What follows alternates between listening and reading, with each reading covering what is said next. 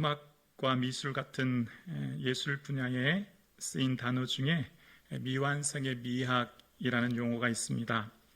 어떤 작품이 완성되지 않은 것처럼 보이는 상태를 말하는데요. 어쩔 수 없이 작품을 끝내지 못하는 경우가 아니라 의도적으로 미완성으로 작품을 끝내므로 예술적 가치를 더한다는 거예요. 저는 음악에 대해서는 잘 모릅니다. 근데 자료를 봤더니 슈베르트 교향곡 8번 B단조는 교향곡 중에 미완성곡이라고 합니다. 일반적으로 이 교향곡은 4악장으로 구성되는데 2악장까지는 완성되어 곡을 쓰다가 3악장 되어서 피아노 곡으로는 곡이 되어 있지만 관현악 편곡이 되어 있지 않다고 합니다. 슈베르트는 25살에 이 곡을 작곡하고 그 뒤로 6년을 더 살다가 31살에 생을 마감했다고 이야기합니다. 그러면 6년이라는 시간이 충분히 있었음에도 불구하고 슈베르트는 이 곡을 완성하지 않았다는 거예요. 그 이유는 정확하게 알지 못한다는 겁니다. 그러나 미완성으로 끝난 이 교향곡이 위대한 걸작으로 오늘날도 남아있다라는 겁니다. 오늘 본문 사도행전을 묵상하면 미완성의 미학이라는 단어가 떠오릅니다. 뭔가 반전이 있고 뭔가 대단한 영광, 그 업적이 나타날 것 같은데 굉장히 시시하게 끝나는 겁니다. 하나님이 로마로 가라고 말씀하셨고 정말 유럽으로 강풍을 목숨을 잃을 뻔하면서 이곳에 왔잖아요. 그러면 하나님 말씀하신 대로 마지막 장은 가이사 황제 앞에 서서 변론하고 복음을 증거하고 무죄 확정을 받은 뒤에 자유몸이 되어서 그토록 원하던 서바나인 스페인으로 가야 되지 않겠습니까? 그럼 읽는 우리도 해피엔딩으로 끝나는 이 마지막을 보면서 좀 힘이 되고 사도 바울 또한 그동안 열심히 선교한 뭔가 고생한 보람, 보상받는 그런 생각이 들지 않았을까요? 그런데 지금 어떻습니까? 감금되어 있습니다. 어떤 집에 가택연금되어서 있는 겁니다. 찾아오는 사람들을 맞이하면서 그들에게 마치 성경 공부하듯이 복음을 전하는 특별한 반전 없이 이대로 사도행전이 끝이 납니다. 그렇게 고생하면서 그 먼 길을 지중해를 횡단해서 여기까지 왔는데 특별한 기적이나 능력이 보이지 않습니다. 아니 이럴 거면 뭐하러 유라굴로 강풍을 뚫고 급히 여기까지 올 필요가 있나? 광풍 다 지나고 난 뒤에 편안하게 지중해를 항해해서 오면 얼마나 좋았을까? 아니 로마에서 2년 동안 이렇게 감금되어 있을 바에야 차라리 이 아까운 시간에 다른 지역에 다른 이방인들, 복음을 잘 듣는 사람들에게 한시라도, 한 명이라도 더 복음을 더 많이 전하면 더 효과적이지 않겠는가? 아니 무죄라도 석방되어서 내가 이곳 집에 감금되어 있는 게 아니라 시장이나 광장을 다니면서 수많은 사람들에게 복음을 전하면 좋을 것을 굳이 하나님은 나를 이렇게 감금시켜 놓고 복음을 전하셔야 하시는가? 사도 바울이 이런 마음 들지 않았겠습니까, 여러분? 여러분이라면 어떻겠습니까? 복음을 전했던 초기 예루살렘 교회처럼 베드로가 복음 전할 때 기억나시죠? 3,000명? 많게는 5,000명이 회개하고 돌아옵니다. 근데 바울은 지금 바울 집에 찾아오는 사람들이 많다고는 하지만 그 셋 집에 수십 명 정도밖에 더 되겠습니까? 하나님의 인도가 참 당황스럽습니다. 오늘 예배 드리시는 여러분의 인생은 어떻습니까? 평생 주를 위해 헌신하고 최선의 삶을 살지 않았습니까? 노년이 되고 이처럼 30년, 40년 한평생 주를 위해 섬겼으면 노년의 삶은 좀 편안하고 건강하고 자녀들의 인생의 문제도 다 해결되고 내 삶의 모든 어려움이 사라진 형통하고 편안한 삶을 살아야 하지 않겠습니까? 아니 그런데 노년의 우리의 삶에 여전히 질병으로 인하여 어려움을 겪고요. 자녀들과 우리의 삶에 여전히 문제가 해결되지 않습니다. 지나온 시간 동안 하나님의 특별한 어떤 성령의 능력, 무슨 은사, 그런 건 둘째라도 치고요. 지금 내 삶에 하나님 주시는 평안함의 은혜를 누려야 되지 않겠냐고요. 마치 오늘 사도행전의 결론처럼 반전 없는 시시한 종말로 끝나는 사도행전의 모습처럼 오늘 예배드리는 저와 여러분의 삶이 특별한 하나님의 반전이 없어서 좀 지치고 힘들지는 않으십니까? 오늘 사도 바울이 복음 선포한 핵심은 예수님과 하나님 나라였습니다. 여러분, 하나님 나라를 설명할 때 예수님께서는 오를 수 없는 거대한 산이다, 끝도 보이지 않는 바다와 같다, 광활한 하늘과 같다라고 비유하지 않으셨습니다. 하나님 나라를 비유하실 때 겨자씨 하늘과 같다고 하셨어요. 눈에 보이지도 않고 잘 뛰지도 않는, 그러나 그 작고 미미한 겨자씨 하늘이 땅에 심겨지면 공중의 새들이 깃든다 말씀하신 거예요. 지금 사도 바울이 이곳 로마에 도착했습니다. 대다수 사람들은 사도 바울에게 관심을 기울이지 않습니다. 사도 바울 일행이 왔는지도조차 잘 모르죠. 그러나 지금 사도 바울 일행이 이곳에서 미미해 보이는 복음을 증가하는 이 사역 속에 마치 겨자씨와 같아서 이곳에서 심겨지는 복음의 말씀의 능력이 이후 로마 황제가 기독교를 공인하며 유럽의 모든 나라들이 복음이 전파되어지는 놀라운 은혜를 우리는 역사를 통해 보게 됩니다. 지금 우리의 삶 가운데 지금 내 모습이 하늘의 겨자씨와 같습니다. 보잘것없고 미미하고 사람들의 특별한 주목을 받지 못하는 삶을 삽니다. 주님을 믿지만 내 삶에 대단한 믿음의 역사, 화려한 업적이 없을 수도 있어요. 그러나 주어진 삶의 자리를 충실히 살아가는 삶의 모습, 예수님을 주로 고백하는 삶의 모든 일들이 하나님의 일입니다. 하나님의 일이 무엇일까요? 여러분, 하나님의 일을 하면 뭔가 대단하고 거창하고 위대한 뭔가를 이루어야만 우리는 하나님의 일이라 생각하지 않습니까? 근데 제자들이 예수님께 우리가 어떻게 해야 하나님의 일을 하리까 물었을 때 주님께서는 얘들아, 한 달에 한 10명 정도는 전도해라. 예물을 한 1,000만 원, 2,000만 원은 드려야지. 뭐 이런 것들 말씀하신 게 아니에요. 하나님께서 보내신 일을 믿는 것이 하나님의 일이랍니다. 내가 예수님을 주로 고백하고 믿어 천국 가는 것, 그게 하나님의 일이라는 거예요. 오늘 함께 예배드리신 여러분, 여러분이 교회입니다. 여러분이 하나님의 위대한 역사를 이루고 계신 거예요. 비록 남들이 나를 어떻게 봐도 괜찮습니다. 시시해 보이고 하찮게 보여도, 마치 내 인생이 작은 겨자씨와 같이 보여도 괜찮아요. 하나님은 비록 작고 연약한 나를 통해 하나님의 뜻과 역사를 지금 나의 삶의 자리에 이루어 가시는 줄로 믿습니다. 아멘이십니까? 나 같은 사람이 뭐라고 하나님의 일을 이룹니까? 하나님의 뜻을 이룹니까? 아니요. 여러분이 하나님의 교회요. 여러분이 하나님이 부르신 특별한 하나님의 사람입니다. 하나님께서 비록 겨자씨와 같이 작고 부족한 나를 통해 당장의 성과, 응답, 열매는 드러나지 않을 것 같아도 미완성 같은 내 인생이 하나님의 위대한 골작품인 줄로 믿습니다. 여러분, 사도행전의 바울의 삶이요, 사도 바울의 대부분의 삶은 어떤 것이었을까요? 사도 바울의 삶을 보면 그의 일생의 거의 많은 부분은요, 걷는 것이었을 거예요. 이 도시 저 도시 다니라, 걸어 다니는 걷는 삶이요. 도보로 이 도시 저 도시 다니고 배를 타고 지중해를 건너는 사도 바울의 삶을 우리가 생각하면 무슨 능력 있고 죽은 유두고를 살리고 걷지 못하는 장애우를 일으키니 나와 특별하게 나는 범접할 수 없는 사람, 그리고 늘 특별한 능력을 가진 능력을 행하며 살았던 사람이라고 생각하지만 사도 바울의 전체의 일생을 보면요, 기적과 능력은 아주 소수예요. 0. 몇 %죠. 기적을 나타내는 건 거의 소수에 불과하고 대부분은 뭘까요? 복음 전하러 이 도시 저 도시 다니는 거잖아요. 평범하게 걸어 다니는 삶이 전부였죠. 지금 이곳 셋집에도 마찬가지입니다. 눈을 뜨면 아침부터 저녁까지 그냥 찾아오는 사람들에게 복음 전하는 평범한 일상의 삶이 전부인 거예요. 그럼에도 불구하고 하나님께서는 바울을 통해 변함없이 사랑하시고 하나님이 계획하신 일들을 이루어 가신 것입니다. 자, 이제부터 본문을 조금 더 깊이 들여다보려고 합니다. 지금부터는 조금 더 집중해서 들어주세요. 다른 생각하다 말씀을 드리면 오해할 소지가 많으시거든요. 네.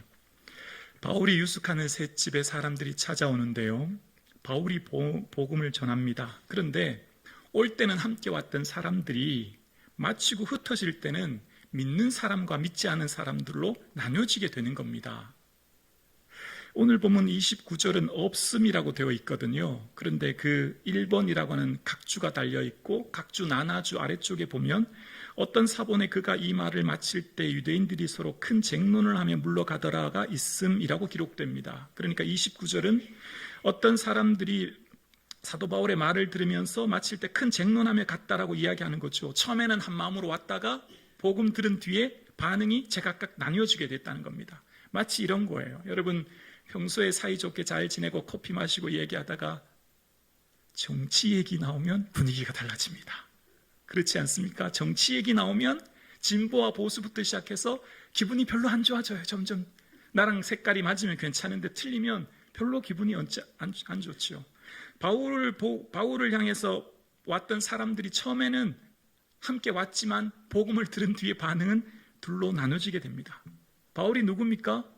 세계적인 설교가 아닙니까? 바울보다도 위대한 종이 여러분 신약에 어디 있겠습니까? 그 바울의 복음을 들었던 사람들, 들으러 온 사람들이 100% 복음을 받아들이고 영접하고 성령에 충만하고 능력을 덧입고 그 밤이 무슨 부흥회처럼 되었다, 그런 기록이 없어요. 복음은 듣는 청자가 얼마나 중요한지를 깨닫게 되는데요. 그러면서 바울이 이제 그 말을 듣지 않은 사람들에게 이사야 6장 말씀을 인용합니다. 듣기는 들어도 깨닫지 못하고 보기는 보아도 알지 못하는도다. 이 백성이 마음이 우둔하여졌다라고 이야기합니다. 이사야서 6장에 하나님이 이사야를 부를 때 이사야 내가 가서 복음을 내가 명한 말을 하면 사람들이 들어도 깨닫지 못하고 봐도 알지 못한다. 왜냐하면 그들의 마음이 완악하기 때문이다. 그 말을 인용한 거예요. 근데 오늘 이 본문을 예수님도 똑같이 이 본문을 인용한 적이 있으시거든요. 천국 비밀을 말씀하실 때요. 그래서 오늘 본문을 똑같이 인용하셨어요. 예수님의 복음을 들었던 많은 사람들, 서기관과 대제사장들은 마음이 완악하여 예수님 말씀을 거부하지요. 듣지 않지요. 그리고 예수님을 십자가에 못 박게 합니다. 오늘 본문 27절에 보면 이렇게 기록되어 있습니다. 오늘 본문 27절이요. 이 백성들의 마음이 우둔하여져서 그 귀로 둔하게 듣고 그 눈은 감았으니 이는 눈으로 보고 귀로 듣고 마음으로 깨달아 돌아오면 내가 고쳐줄까 함이라 하였으니 라고 합니다. 오늘 본문에 그들의 마음이 우둔해져서 듣지 않았다라고 얘기해요. 예수님도 똑같이 이 본문을 인용하시면서 예수님은 마음이 완악해져서라고 하는데요. 근데 원어의 뜻은 파키노라는 뜻인데 똑같습니다. 우둔, 완악 똑같은 단어를 쓴 거예요. 그럼 이 파키노라는 단어는 어떤 뜻이냐면 살찌게 하다라는 뜻입니다. 살찌게 하다. 마음이 살쪘대요. 무슨 의미일까요? 내 마음에 무엇이 가득 차 있는 거예요. 이미 내가 다 알고 있다. 이미 나 다 경험해봤다. 이미 다 해봤다. 바울의 듣는 얘기가 별로 대수롭지 않게 들리는 거예요. 왜냐하면 내가 너보다 낫다라고 생각하기 때문입니다. 이미 이곳에 있는 유대인들이 그 말을 들을 때 마음이 가득 찬 자기만의 생각이 가득 차 있는 거죠. 마음이 살찌면 나타나는 특징이 뭘까요? 절박함이 사라집니다. 지루하죠. 권태가 나타나는 거예요. 그러니까 지금 사도 바울의 이야기를 들었던 사람들이 말씀을 듣지만 귀가 둔한 거예요. 별로 소중하게 생각하지 않는 거죠. 예수님 말씀을 들었을 때도 율법사들이, 대제사장, 서기관들이 귀담아 듣지 않습니다. 왜 그랬을까요? 그들이 율법 전문가인데요. 그들이 구약의 전문가들인데요. 그러니 당연히 듣지 않은 것입니다. 무엇을 듣고 받아들이는 것은 마음의 자세가 결정하는 겁니다. 지금 내 마음의 자세가 들리게도 하고 들리지 않게도 하는 거예요. 내 마음의 자세에 따라 지금 소리로 파동으로만 들리는 분이 계시고 그것이 하나님 말씀으로 들리는 분이 계시다는 거죠. 말씀을 귀하게 여기냐 귀하게 여기지 않느냐는 마음의 태도에 달렸다는 거예요. 마음이 살쪄 있느냐 그렇지 않느냐가 결정한다는 겁니다. 그래서 바울은 그 말을 듣지 않은 사람들에게 이 구원이 이방인에게로 보내준 줄 알라라고 28절에 이야기합니다. 이 말은 비시디아, 안디옥, 고린도, 에베소에서도 똑같이 얘기했거든요. 너희가 복음을 받아들이지 않으니 이 복음은 이방인으로 보여준다. 복음의 가치를 하찮게 여기는 너희들에게서 더 이상 복음이 전파되지 않고 이제는 이방인에게도 간다라고 이야기하는 겁니다. 하나님의 복음이 선포되어지고 그 복음이 아멘으로 믿어지는 것이 은혜요 축복인 줄로 믿습니다. 사도 바울의 복음을 듣고 믿은 사람은 구원을 얻지만 믿지 않은 사람은 심판을 받게 되죠. 예수님을 믿으면 영생이요, 믿지 않으면 영벌입니다. 예수님을 믿으면 천국이지만 믿지 않으면 지옥입니다. 확실하고 분명한 이 결정이 지금 이곳에서 결정되는 겁니다. 사도 바울이 복음이 선포되는 그 셋집에서 결정되는 거예요. 사도 바울의 삶 속에서 복음을 선포할 때 사람들이 듣느냐 듣지 않느냐는 마음의 태도라고 말씀드렸죠. 자신이 그 말을 들을 것인가 듣지 않을 것인가가 자신이 기준이 되는 겁니다. 여러분, 오늘 설교를 들으실 때 여러분도 제가 여러분들이 평소에 생각했던 것대로 원하던 설교를 하고 듣고 싶은 얘기를 하면 표정이 좀 밝아지고 편안하고요. 여러분의 생각하고 같은 결의 이야기를 하면 아멘으로 받아들입니다. 고개도 끄덕이고요. 그런데 반대로 여러분이 생각하는 것과 다른 얘기를 하거나 여러분이 동의할 수 없는 이야기를 제가 설교하면요, 표정이 좀 어두워진다는 것 아십니까? 여러분, 우리가 어떤 일을 듣고 듣지 않을 때는요, 그 기준이 내 안에 있는 겁니다. 내 마음의 자세에 달려져 있어요. 오늘 예배 드리시는 여러분, 우리가 예수님 믿는데 제일 첫 번째 해야 될 일이 뭘까요? 예수님이 우리에게 하신 첫 번째 말씀이 뭘까요? 회개하라, 천국이 가까웠답니다. 회개입니다. 돌아서라는 거죠. 나는 틀렸다는 겁니다. 잘못되었다는 거예요. 나를 부정하라는 거예요. 내가 이만하면 잘했고 이만큼 내가 잘 살았다. 여러분, 모든 사람이 아마 이렇게 생각할 거예요. 물론 이렇게 노숙자로 사는 몇 분을 제외하고는 많은 분들이 대다수 자기 자신의 인생을 긍정할 것입니다. 그러니까 어떤 사람이 내게 대해서 잘못을 지적하거나 얘기하면요, 굉장히 기분이 언짢아요. 여러분, 이따가 옆에 어떤 권사님이 쿡 찌르면서 아무개 권사 이거 고쳐라고 하면요, 기분이 확 상하실걸요? 사람들의 마음은 다 그렇습니다. 내가 지금 현재 잘 살고 있다, 나의 삶을 인정하고 존중하면 거기에 사람들은 만족을 느끼죠. 이게 사람의 기본 욕구예요. 그런데 자기 자신에 대해서 거부하고 부정하고 틀렸다고 말하면요, 다 마음이 불편해요. 그런데 복음은요, 첫 번째 출발이 회개입니다. 하나님 앞에 나를 부정하고 거부하고 나를 내려놓고 깨어지고 부서지는 거예요. 나를 완전히 허물어뜨리고 새로운 집을 짓는 거예요. 그게 보수가 아니에요. 리모델링이 아니에요. 완전히 무너뜨리는 거예요. 지난주 수요일 날 새벽 예배 때 제가 찬송가가 370장이었거든요. 근데 제가 270장이라 그런 거예요. 그리고는 자막을 봤더니 370장을 띄웠네요. 그래서 제가 괜찮아요, 300 실수할 수 있죠, 이러고는 제가 270장을 불렀어요. 제가 틀렸는데, 제가 실수했는데 괜찮아요 이런 거예요. 괜찮기는 뭐가 괜찮아요, 자기가 틀렸으면서. 우리 교회에서 제일 교만하기 쉬운 사람이 누굴까요? 목사입니다. 저예요. 제가 제일 교만하기 쉬워져요. 제가 기준이 되기 쉽고, 제가 항상 옳다고 얘기하기 쉽고, 제가 언제나 모든 일에 기준이 되려고 하고 표준이 되려고 하죠. 목사 뜻대로 되지 않으면 견딜 수 없는 것, 뭐든지 목사 마음대로 하려고 하는 것. 그래서 목사는 어떻게 될까요? 늘 자기 자신을 복종케 시켜야 합니다. 늘 말씀 앞에 서야 합니다. 늘 주님 앞에 무릎 꿇어야 되죠. 교회의 주인이 누굽니까? 목사가 아니잖아요. 교회의 주는 예수님인 줄로 믿습니다. 마찬가지입니다, 여러분. 여러분, 신앙생활 할 때 어려운 게 뭐 때문이죠? 사실 알고 보면 제일 어려운 건요, 내 자신이에요. 예수 믿는데 제일 걸림돌은요, 사실 알고 보면 나예요, 나. 타인이 아닌 거예요. 내가 주님께 가까이 가고 내가 주님의 신앙이 더 깊어지는 데 걸림돌이요, 나 자신이더라고요. 환경과 문제는 외부에 있는 것이 아니라 나 자신이었거든요. 그래서 여러분, 예수님께서 우리에게 말씀하실 때 무리가 아니라 제자들에게 말씀하시고 원하시는 게 있으셨습니다. 예수님의 제자들에게 원하시는 것은요, 얘들아, 날 따라 오려면 자기를 부인하고 자기 십자가 져야 돼 라고 하셨어요. 근데 한국교회에서는 십자가가 굉장히 강조됐거든요. 그래서 어쩌면 한국교회 부흥과 성장에 굉장한 기여한 것이 바로 이 십자가라고 하는 사명의식 때문인 것 같아요. 교회가 성장하고 큰 사역을 많이 했죠. 그런데 한국교회 또한 어려운 점이 있습니다. 교회가 분열되고 나뉘어지고 갈등이 심화된 거예요. 그 이유는 무엇일까요? 십자가보다 더 우선시해야 될 것이 있습니다. 바로 자기 부인이에요. 자기 부인이라고 하는 것은 거부하다, 부정하다는 뜻인데요. 자기 부인과 거부가 먼저 되고 그 다음 사명으로 십자가를 져야 합니다. 안 그러면 어떻게 될까요? 자기 부인이 되어야 모든 것이 은혜라고 고백할 수 있는 거예요. 그래야 십자가가 사명을 이루어도 하나님의 모든 것이 하셨습니다 고백하는 거거든요.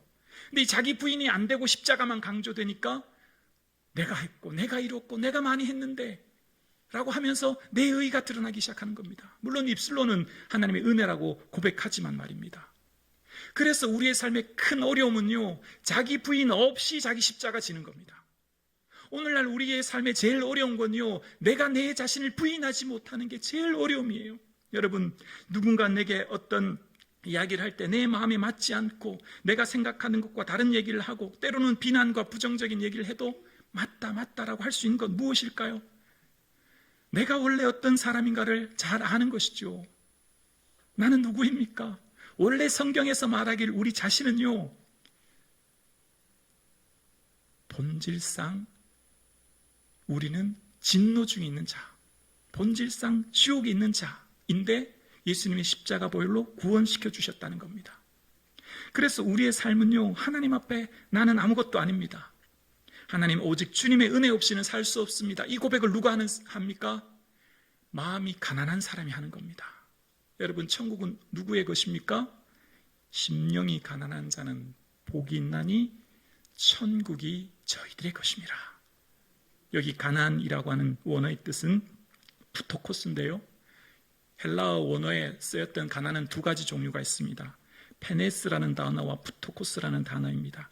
페네스라는 단어는 상대적 가난입니다. 그거 없어도 생명에 지장이 없는, 그거 없이도 사는데 별로 지장이 없는 가난을 페네스라고 하고, 푸토코스는 절대적 가난입니다. 누군가의 도움 없이는 하루를 생존할 수 없을 때 쓰이는 단어가 이 푸토코스라는 단어예요. 예수님께서 심령이 가난하다라고 하는 이 원어의 뜻은, 예수님 말씀하신 것은 이 푸토코스입니다. 절대적 가난이에요. 마음이 부요하고 살찐 사람이 아니라 마음이 가난하여 예수님 도와주시지 않으면 이 하루를 살 수 없는 절박한 사람, 내 인생은 예수님 없이는 단 한순간도 호흡할 수 없습니다라고 고백하는 사람, 내 인생은 어떤 순간에도 오직 예수님의 은혜밖에는 의지할 게 없다고 생각하는 사람, 그 사람이 가난한 사람이요, 그 사람이 천국을 소유하게 될 줄로 믿습니다. 오늘 예배 드리시는 여러분, 여러분의 지금 마음이 어떤가요?